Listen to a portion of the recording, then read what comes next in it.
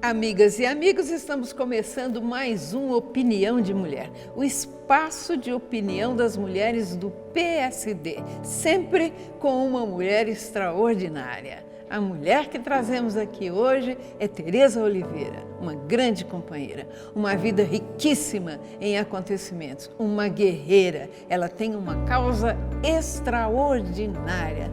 Tereza, seja muito bem-vinda. Eu gostaria de te perguntar o que são filhos separados. Vocês sabem o que são filhos separados? Ouçam a resposta da Tereza. Então, entre a década de 20 e 80, Alda, antes eu queria te agradecer pelo convite, pela honra de estar aqui. Entre a década de 20 e 80, na era Vargas, aconteceu o isolamento compulsório dos ex-pacientes de hanseníase. Chamo ex porque ficaram lá para trás. E só que eles continuaram a fazer filhos. E o governo não tinha previsto isso quando os isolou forçadamente em colônias. Então, nasceram muitas crianças, só que no estado de São Paulo, aproximadamente 8.000 crianças, nasceram dentro dessas ex-colônias. Essas ex-colônias se assemelhavam a presídios? Acho que um pouco pior, porque tirava toda a cidadania, né? Tirava o direito do voto, só veio depois, você não podia ter contato com sua família. Algumas pessoas foram pegas pela polícia sanitária, que era um carro preto que andava na rua, eram pegas na rua, fosse qualquer denúncia anônima que fizessem, eles eram colocados para dentro das colônias e não podiam ter mais contato com ninguém. Então o que acontecia? Acabava que, além da família que estava aqui fora, acabava formando uma outra família lá dentro. E nisso, crianças foram nascendo. Dentro e fora. Dentro e fora das colônias. As que ficaram fora, né? Que a gente chama hoje em dia de deixados para trás, e as que nasceram lá dentro, como eu. O que acontecia com uma criança que nascia dentro de uma situação como essa? Um apartado, seria uma espécie de pessoas, um grupo de pessoas apartadas da sociedade? Sim, a sociedade ela não queria ter contato com ninguém que tivesse hanseníase, porque não se tinha tratamento, enfim, ficavam aqueles milhares de pessoas na rua jogadas, sem tratamento, alguns ajudavam, mas era muito difícil a situação. Então, como não tinha tratamento, vamos isolar. E foi E a doença, a hanseníase, ela ia até a morte, já que não tinha tratamento? É que como ela traz alguns problemas, né, decorrentes da doença, ela pode vir a matar, mas na verdade a hanseníase não mata, mutilava bastante, e esse era o problema, né? O problema era mais estético, das pessoas andando na rua. Mas os dedos caíam. Não era isso, é porque conforme os nervos eram atingidos, existia amputação, até hoje ainda existe. E a hanseníase, ela passa de pessoa para pessoa ou não? A hanseníase é uma doença de contágio lento e ela só vai passar de uma pessoa para outra se as pessoas entre si tiverem um contato muito próximo, de muitos anos, certo? Em ambientes fechados principalmente. Não se tem até hoje a ideia certa de como é transmitida a hanseníase. Uma das ideias já confirmadas é essa, mas a hanseníase é uma doença para mim assim ainda inexplicável. Eu acho que é uma lição que vem de Deus por algum motivo. Você então é filha de um casal que tinha essa doença? Exatamente. Onde você nasceu? Eu nasci Mogi das Cruzes. Em Mogi das Cruzes, Jundiapeba, na ex-colônia Santo Ângelo, que hoje é o Hospital Geral Arnaldo Pesutti, em 56. E quanto tempo você ficou com seus pais biológicos? Nenhum minuto. A partir do momento que a minha mãe deu à luz, eles me retiraram, higienizaram, como eles diziam, e já me trouxeram para São Paulo. Eu devo ter passado, como eu cheguei em São Paulo 2 dias depois do meu nascimento, que foi 12 de maio, eu devo ter passado ainda por Jacareí e Jundiaí, pesquisa que eu fiz. Mas enfim, o meu destino final era São Paulo.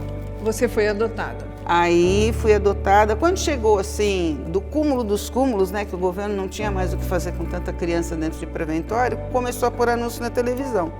Então tinha o programa do Papai Noel, na extinta Rede Tupi, e ali eles diziam, olha, a gente está com um monte de filhos de leprosos que precisam ser adotados. E a minha mãe viu, e no mesmo dia foi com o meu pai e com o meu irmão, e meu irmão depois contava que tinha aproximadamente umas 500 crianças onde eu estava, quase que da mesma idade que eu, 4 meses. E a minha mãe, então, gostou de mim e aí a minha história mudou de eixo. Você foi adotada por um casal de paulistas que a escolheu mais ou menos entre 500 crianças. Por aí. É de Deus. É de Deus. Tereza, conta pra nós como foi que você cresceu nessa família? Você cresceu pensando que era filha biológica ou você já sabia? Alda, eu acho que toda criança que é adotada, ela sabe que ela não faz parte daquele DNA, vamos dizer, que o sangue não faz parte. Existem algumas coisas que te dizem isso. Uma das coisas que eu acho que é primordial é um vazio que tem dentro de você, que nunca preenche. Eu lembro de ter 4, 5 anos, natais maravilhosos, porque eu fui adotada de fato, no papel e tal, e natais maravilhosos, e eu deitava no sofá e chorava, sem motivo nenhum. E essa angústia foi crescendo, e de uma forma que ela cresceu de um jeito, enquanto eu não soube a verdade, que eu nunca consegui ter um rumo, ter um caminho. Eu tinha tudo para ter realizado tudo que eu realizo hoje antes, mas faltava alguma coisa. E eu acho que o que faltava realmente era saber a verdade, porque quando você sabe de onde você vem... Sua origem? Aí tudo, sabe, tudo se esclarece e você acaba tendo força para fazer as coisas. Digamos que você tinha uma desconfiança. Tinha. Como é que você chegou a tomar conhecimento de que era adotada e que seus pais eram outros?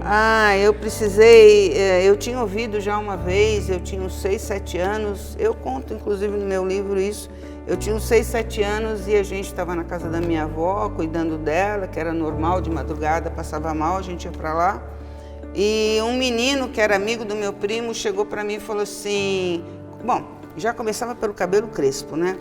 E ele chegou e disse assim para mim, você não é filha deles não, porque com esse cabelo que você tem, com certeza você não é filha deles. Quantos anos você tinha? Eu tinha 6, nunca mais esqueci. Que louco. Eu usava um shortinho verde, xadrez de verde, que eu amava de paixão, nunca mais esqueci, aquilo ficou na minha cabeça. 4 anos depois, aos 10 anos, uma amiga minha, os pais estavam se separando, e ela falou assim, eu acho que eu não sou filha do meu pai e da minha mãe. O assunto veio na minha cabeça de novo. Aí eu fui procurar. Quando eu comecei a poder andar de ônibus por São Paulo, que meus pais autorizaram, tinha uns 12, 13 anos, aí eu fui no pediatra que eles diziam que tinha cuidado de mim desde que nasci. Aí cheguei lá e ele falou, não, eu comecei a tratar de você em setembro. Falei, não, mas essa não é a história que me conta. Depois eu fui no hospital, que eles disseram que eu tinha nascido, no Hospital São Paulo, não tinha registro nenhum. Mas mesmo assim eles não me contaram. Eles foram me contar quando eu tinha uns 19 anos mais ou menos, que eles me disseram que eu era adotada. Ponto. Acabou aí. Mas aí, sabe, você é adotada, ponto, acabou aí. Mas aí eu resolvi me resignar. Eu já estava trabalhando nos presídios, eu resolvi me resignar e eu queria ter uma grande causa. Essa que era a verdade. Eu queria ir para uma grande causa. Eu achava que a minha grande causa estava no meu trabalho nos presídios. Mas, para minha surpresa, depois que meus pais faleceram, o meu irmão veio com a história, o meu irmão afetivo, aí ele me contou. Ele disse que ele tinha prometido para meu pai e para minha mãe de não contar. Hoje em dia eu entendo por quê, porque o preconceito sempre foi muito grande. Então, a adoção que eles fizeram atingiu a minha família inteira naquela época. A sua família biológica ou a minha família afetiva, porque era uma família ascendente na Zona Norte de São Paulo. Eles tinham grandes comércios de carro, de concessionária de Volkswagen, de DKV, esse tipo de coisa. E apareceu na televisão a adoção, né? Então foi uma guerra que os meus pais, a primeira guerra que os meus pais tiveram que enfrentar de preconceito. Mas dentro da família, de fato, eu, graças a Deus, nunca sofri. Preconceito em função da adoção ou em função dos seus pais biológicos? Em função da hanseníase. Da hanseníase, tá? Eu acho que talvez um pouquinho até da adoção, porque ainda existe esse tipo de coisa, né? Dizer, você vai pegar uma criança que você nem sabe de onde veio. Nossa, minha mãe sabia de onde eu tinha vindo e como. E como. Então, tudo isso colabora para que os pais adotivos e tanto a criança que está sendo adotada tenha que fazer um caminho diferente. Mas eu era muito ligada neles e tudo que eu aprendi até hoje, principalmente de política, foi vivendo num ambiente político, que era o ambiente onde eu fui criada. De senta aqui, aquele é isso, aquele é aquilo, a política é assim, a política é essa. E como que você reencontrou os seus pais biológicos? Então, os pais biológicos mesmo eu não reencontrei, porque o meu pai faleceu no ano que eu nasci e a minha mãe, em 1988, ela saiu da colônia do Santo Ângelo, dizendo que ia procurar as filhas que ela teve e que ela não pôde ficar. Mas ela não nos encontrou e nós não a encontramos até hoje. Quer dizer que você tem irmãs biológicas? Tenho 6 irmãos. Ela teve 6 filhos lá na colônia? Eu tenho 3 irmãos por parte de pai, por causa da família que ele tinha aqui fora, porque eles se conheceram. Ele saiu antes da sua mãe? Ele já tinha uma família quando ele foi internado, né? Então, ele tinha 3 filhos, né? Antes de conhecer sua mãe? Antes de conhecer, e depois teve 3 filhas com a minha mãe, então são 6. Você reencontrou todos? Reencontrei todos, graças a Deus. Que coisa boa. Muita batalha, mas a gente conseguiu. Foi assim, seguiu, né? Conforme eu entrei na luta, de repente as portas se abrem e a gente foi reencontrando um a um. Eu fui reencontrando um a um sem muito sacrifício. No prazo de 10 anos, eu encontrei toda a minha família biológica. Recebeu bem? Eles também te receberam bem? Sim. A gente se dá muito bem. Só que a gente não teve o convívio, né?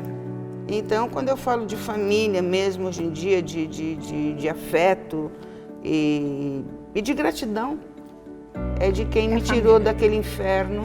Família adotante. É de quem, graças a Deus, me tirou daquele inferno para eu poder ter a honra hoje de estar aqui conversando com você.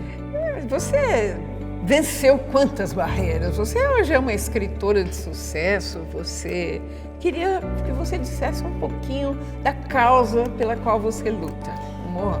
Então, Alda, desde 2002, quando meu irmão me contou, ele disse para mim, olha, só que é o seguinte, eu não quero que você vá nas colônias. Meu irmão era médico e eu não quero que você vá. Mas para mim, basta dizer para mim não, que eu entendo como sim. Eu normalmente entendo como sim. O tico e teco nessa hora não funciona direito, eu normalmente entendo como sim. E aí, eu fui na colônia. Conheci uma paciente de lá que conheceu minha mãe, ela inclusive me mostrou a documentação da minha mãe que ainda estava lá, me contou a história e dentro dessa documentação tinha uma foto da minha mãe. Quando eu li a foto, falei, não precisa nem de DNA. É a minha mãe. É minha mãe. E pela própria história, que ela liderou muitas batalhas dentro das colônias por melhores condições para os pacientes, fugia, voltava, corria atrás das coisas para todo mundo, levava paciente que nunca tinha ido, eles tinham muita coisa de ir em Aparecida do Norte, ela fugia para levar paciente para conhecer a Aparecida do Norte. Foi líder. Isso, exatamente. E não precisava fazer DNA. Então, a partir de 2002, eu comecei a busca, só encontrei os documentos, mas encontrei os meus documentos e por meio dos meus documentos foi que eu encontrei as minhas 2 primeiras irmãs. Aí, a partir das 2... Foi encontrando os demais. Aí foi consequência, uma coisa rolou atrás da outra sem problema nenhum.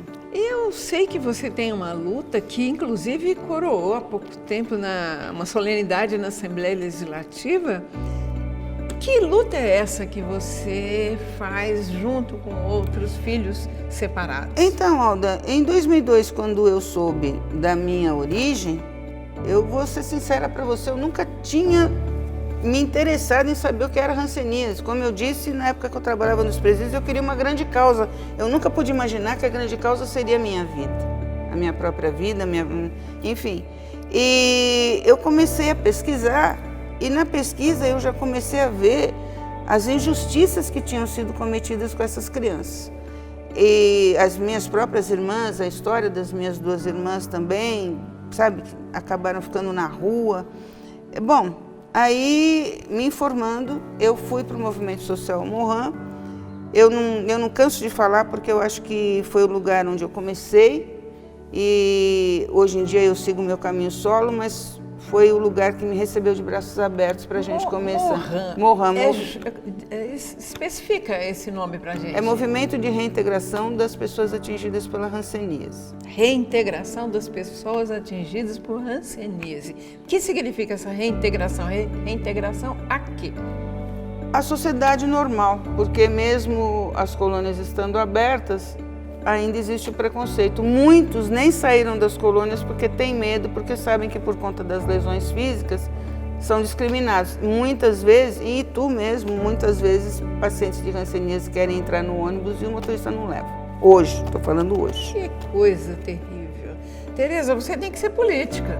Você tem que entrar e tem que fazer leis. Imagina, em Itu você deu o exemplo porque lá tem Isso, tem uma colônia. Tem uma colônia, na colônia ainda tem moradores. Tem remanescentes. Não existe sim. mais a doença, há só sequela, cicatriz, sim. E mesmo assim há uma discriminação. Tem gente que quando sai da colônia para ir tomar ônibus para qualquer lugar, vai tomar ônibus em outro lugar para não verem que eles estão dentro da colônia. É uma tragédia. O preconceito de qualquer coisa é uma tragédia. O interessante hoje em dia, Alda, é que assim, a gente está com um projeto de lei, está começando a fazer agora um projeto de lei com relação às terras, e uma coisa é muito interessante, foi tudo muito discriminado durante esses anos todos, são quase 100 anos de discriminação. Mas, por conta de existir casa dentro dessas terras, onde as pessoas podem morar, quem é de fora esquece disso e vai morar lá. Que engraçado o ser humano, né? É uma invasão, não? Invasão. É como uma invasão? Invasão. Então, a gente quer regularizar esse uso, Certo. especificamente para quem teve hanseníase na época do isolamento compulsório, que era o objetivo, e, obviamente, nós como filhos fomos atingidos, então nós nos consideramos também pessoas que podem ter acesso a essa moradia, porque muitos filhos, muitos precisam, eles ficaram abandonados porque iam para os preventórios, para os orfanatos, inclusive muitos ficaram na FEBEM, sem ter motivo, era a vaga que tinha lá aberta, jogaram na FEBEM.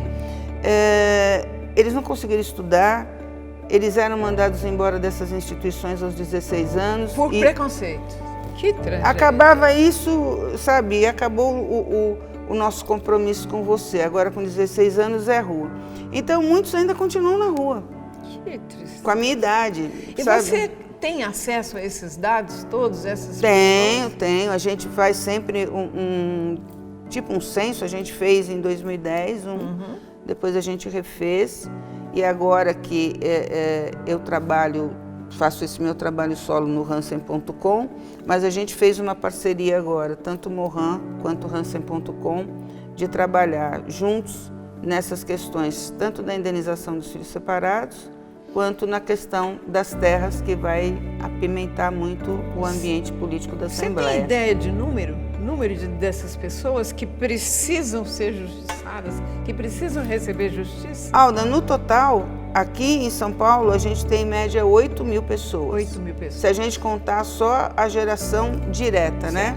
Eu digo que nós estamos na 5ª geração sem solução, porque filhos como eu, eles já têm filhos, já têm netos, já têm bisnetos. Então, mas ninguém pensa que esses filhos, esses netos, esses bisnetos, por conta dessa falta de direito que que nos atribuíram, eles não conhecem a história dos avós, dos bisavós, não sabem também de onde vieram. Nossa, que tragédia. Uma coisa puxou a outra.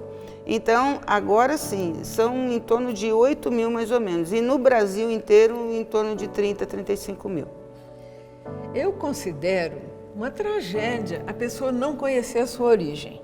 E isso vem de longe, porque eu também descobri os meninos criados na área de carentes da FEBEM e abrimos lá 600 mil prontuários. A pessoa vivia do nascimento até os 18 anos e a sua história ficava lá. Quando ele fazia 18 anos era aquilo.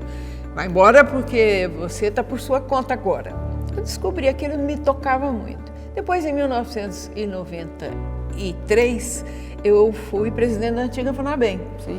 E tive uma sorte que o presidente Itamar Franco me nomeou representante do Brasil na OEA para assuntos de criança. E teve naquele ano um encontro da ONU, uma conferência da ONU Internacional em São José, da Costa Rica, e eu fui representando o Brasil. E eu fiz, olha como isso me toca, a sua situação. Eu fiz uma proposta para tornar crime hediondo uma pessoa esconder a origem de outra. E é mesmo. E foi aprovada. Foi aprovada por unanimidade dos votos, eu tenho muito orgulho disso. Na ONU tem uma resolução que eu apresentei, tornando crime hediondo quem impede uma pessoa de conhecer a sua origem. Então, me toca muito a sua situação, mas eu quero ver o seu lado vitorioso agora, porque você superou tudo isso, é escritora. Fala um pouco da sua produção literária. Então, nos altos e baixos aliás, da é um vida... profissional também de muito sucesso, foi diretora de presídio. Você é um caso de sucesso, Tereza. A minha mãe dizia que quando eu era pequena, disse que eu não conseguia passar por ninguém assim que fosse necessitado, disse que eu dava os braços já com 2 anos, né? Eu estou fazendo isso até hoje, mas eu sou assim, não tem jeito. Eu sempre escrevi muito, desde sempre gostei muito de escrever. Eu tive uma adolescência atípica, eu gostava de ficar dentro do quarto com a máquina de escrever, na época a gente não tinha computador, e escrevendo. E fui produzindo. Mas é muito difícil no Brasil você conseguir editar seus livros. Na época que eu ia editar o meu livro da cadeia, eu tive um concorrente muito forte, que foi o Carandiru. Então a editora optou pelo Carandiru. Que pena. E eu dancei. Mas eu não desisto. Eu já vendi cópia de livro na Praça Benedito Calixto. Como artista, eu tenho obrigação de mostrar minha arte, independente de onde for. Então, graças a Deus, depois eu consegui que a Fundação Paulista contra a Hanseníase editasse o primeiro livro contando a história, que é o Nascidos Depois, certo? A gente fez 2 edições dele. A capa, inclusive, é do meu sobrinho afetivo, Fábio, que é um artista gráfico. Ele fez a capa para a gente, agora espero que a filha dele continue, que a gente tem outros livros para editar. Esse livro foi um grande sucesso, abriu muita porta para a gente e o objetivo era esse mesmo, era conseguir chegar em Brasília, chegar na Assembleia em São Paulo e antes da gente contar toda a história, a gente já dava o livro e a história já estava contada. Cartão de apresentação. Cartão de apresentação, foi muito importante, abriu muita porta para a gente. Muita porta. A gente conseguiu, inclusive, contato com o pessoal do Condepate para a preservação da memória. A gente conseguiu a transferência de documentação que estava jogada para o Arquivo Público do Estado por conta de terem conhecido esse livro antes. Então, a gente teve algumas conquistas em São Paulo que nasceram do Nascidos Depois, que é onde... E por que Nascidos Depois? Porque a gente só nasce depois que a gente conhece a história da gente. É verdade. Não é? Então, depois eles quiseram fazer outras edições, mas eu não quis. Eu acho que até aqui a gente contou uma história e depois disso já veio uma outra fase mais amadurecida, politicamente inclusive, para estar articulando as questões da hanseníase pelo Brasil. Então, o que eu estou fazendo? Eu quero falar um pouco da sua produção atual. Eu sei que você continua... Agora, o que a gente vai fazer? Agora, é assim, eu escrevo e faço esses bloquinhos aqui, né? Agora, a gente está na Amazon, www.amazon.com, e lá vocês vão encontrar o meu livro atual agora, que foi o lançamento, que é Caminho de Volta, tá? E nas próximas semanas já vai estar o da cadeia, que é o Prisões, Crimes e Cadeias. Esse é o original, tá? Se eu consigo mostrar aqui para as nossas acompanhantes, vão entrar todos agora também, porque nós queremos falar para as mulheres e também para os homens. Como a gente não tem financiamento de ninguém, eu trabalho por minha conta e risco, a Amazon foi um grande caminho, porque a gente pode lançar os e-books e não depender da divulgação gráfica. Custo inicial. Exatamente. Aí, tudo que a gente conseguir vendendo o livro, obviamente vai para a causa, porque a gente ainda tem muita luta pela frente. Você não ofere nenhum lucro com a venda desses produtos, você passa direto para porque assim, Alda, a gente tem que fazer o seguinte, a gente tem que ir para a Assembleia quase todo dia. Então, tem que ter dinheiro para fazer isso. Então, eu vivo assim, a gente ganha doação daqui, gasta aqui, ganha doação daqui, gasta aqui. Mas eu prefiro assim, porque eu acho que dinheiro público, ele é para ser usado para quem está lá administrando, não é para a gente que está fazendo um trabalho próprio, né? A gente tem que ter criatividade, tem que ter condição de estar batalhando por recursos. Você pula qualquer muro. Mais ou menos isso. Apesar da artrose no joelho, é mais ou menos isso. Depois vem semelhanças, depois vem tralhas urbanas, depois vem para criança, pequena lembrança de Natal. Quem faz as ilustrações é o seu sobrinho? Meu sobrinho. Tereza, eu conheço sua produção literária e me dá muito orgulho. Agora eu quero perguntar qual é o próximo lançamento, porque você não para. Então, acho que agora a gente vai falar de política, né? A gente vai falar das mulheres, a gente vai falar da violência contra a mulher. É um tema que quando a gente terminar essa luta indenizatória dos filhos e das terras, e eu já tenho até colocado isso como ponto de partida para mim.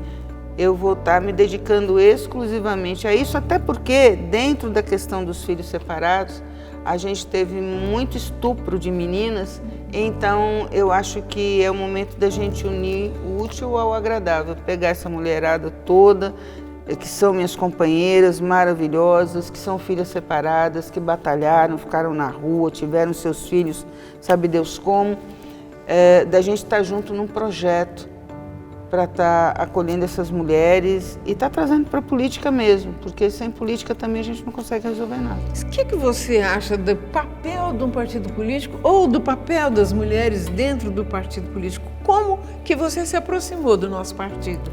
Eu me aproximei exatamente por isso, por conta de indignação. Eu nunca fui de me filiar a partido político nenhum, mas fui criada num ambiente político, vamos dizer assim, não posso dizer nem que de direita, nem de esquerda, nem do meio, mas era um ambiente político porque meu pai fazia questão que eu soubesse o nome do governador, o nome do presidente, o nome dos ministros. Olha, quando era de São Paulo, então, olha, aquele é Cláudio Lembo, tá? E não sei o quê. E como ele era de algumas instituições que acabam participando de eventos com políticos e tal, ele fazia muita questão que eu estivesse presente. E isso daí já me fez ficar bem aguçada para a política. Mas eu tinha um pouco de medo de entrar para a política porque eu sou muito crítica. E eu tinha medo de já sair brigando. Eu precisava primeiro aprender. E foi numa dessas conversas que me apresentaram o PSD e eu fui para me filiar.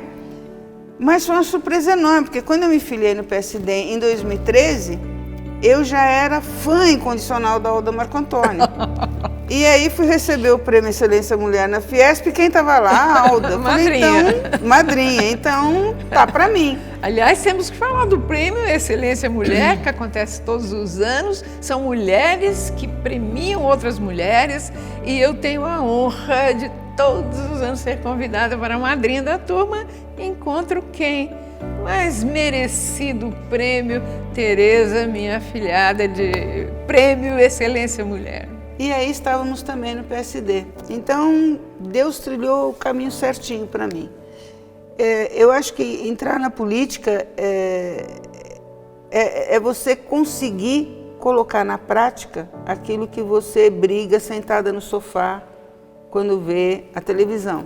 Então não adianta, se você tem boas ideias, se você tem vontade, se você tem disposição e disponibilidade para a luta, você tem que ir para a política, seja para que partido for no caso. Eu só posso falar de um partido porque até hoje só me filiei a um, que é o PSD, do qual não tenho intenção nenhuma de nunca sair. Mas o que eu encontrei no PSD, eu acho que ninguém encontra em nenhum outro partido. O PSD é um partido que ele te deixa trabalhar, ele deixa mostrar quem é você. E olha, falar de hanseníase dentro de um partido político, das N oportunidades que vocês já me deram de falar sobre esse assunto, para mim é super gratificante porque eu consigo unir o meu trabalho. Então eu tenho levado, inclusive, mulheres do PSD para a Assembleia Legislativa, para irem acompanhando com a gente todo esse trabalho legislativo, até para que elas vejam que, na hora que elas desejam se candidatar a alguma coisa, como de fato é esse trabalho, né? Elas irem se ambientalizando com a política de verdade, que eu chamo da política do bem. E no PSD a gente encontra a política do bem. A importância da mulher na política é total. Eu acho que se a gente não estiver presente na política, a política fica uma política fria, uma política inócua, fica um hiato enorme que tem que ser preenchido pelas mulheres, sim. Que maravilha! Tereza, tem mais alguma coisa que eu não explorei que você pode falar? Alda, assim, a gente fica rasgando seda com você, mas é porque de fato tem que rasgar. Se o PSD hoje em dia tem todas essas mulheres filiadas, batalhando, cada uma com a sua luta, se a gente tem ali toda quarta-feira um dia de encontro para trocar experiências, tanto pessoais quanto profissionais, quanto políticas, a gente deve isso a você. Então, eu lembro lá em 1988, que foi o Ano Internacional da Família, e você estava ali lançando as primeiras delegacias da mulher, num evento da Secretaria do Menor, que você era secretária, para o qual eu fui convidada, que eu fui representando a Secretaria de Administração Penitenciária. Já te conhecia, mas daquele dia, para mim, foi a maior honra, porque assim, eu dividi uma mesa com você. Imagina. Então, é uma honra minha, Tereza. Todo esse trabalho que você faz, a gente tem que agradecer. A gente precisa ter mais Aldas, né? Se a gente conseguir ter mais Aldas batalhando pela política do bem, essa que a gente faz no PSD, eu acho que o Brasil tem toda a condição de mudar e a mulher tem toda a condição de mostrar o que ela pode fazer. Essa é a nossa luta. Mulheres que estão nos assistindo, percebam que fora dos partidos políticos a luta tem uma pequena eficácia. As pessoas lutam muito, mas o resultado é muito difícil, é muito pequeno. Tudo começa a acontecer dentro de um partido político. As ideias iniciais acontecem dentro do partido político, que depois vira proposta de lei, vira lei e todos têm que obedecer. E é importante que na hora das decisões as mulheres estejam dando a sua contribuição, o seu jeito de pensar, o seu jeito de agir. E uma grande companheira que ajuda todos os instantes do PSD, grandemente responsável pela existência do PSD e do PSD Mulher, porque ela é diretora do PSD, não apenas do PSD Mulher, ela é responsável, junto com a Lindaura Cassimiro, pelo PSD de Barueri. Portanto, isso tudo que nós queremos, que a militância da mulher não se restrinja apenas ao PSD Mulher, mas que suba, que se eleve, que vá para as executivas do partido. E você faz as duas coisas com muita propriedade, com muita facilidade, inclusive, porque a sua experiência é gigantesca. Eu quero agradecer demais a sua presença aqui, Tereza. Tenho certeza que muita gente não conhecia, nunca tinha ouvido falar na história que você contou aqui. Eu sou uma grande admiradora sua, de sua luta, e quero agradecer muito aqui a sua presença, a sua disponibilidade. Olha, Alda, eu tenho certeza que eu posso falar em nome de todos os filhos separados do Brasil, inclusive, Posso falar nesse momento, inclusive, em nome do coordenador nacional do Morrão, Arthur, que é um grande amigo, e falo em meu nome do Hansen.com. Deus te abençoe por apoiar a gente. A gente precisa realmente desse apoio, principalmente por conta do preconceito, e que para que isso nunca mais aconteça no Brasil e que a gente possa efetivamente ainda eliminar a hanseníase do Brasil. Dá um abraço. Que maravilha. Muito obrigada. Eu que te agradeço, viu? Muito obrigada por ter vindo.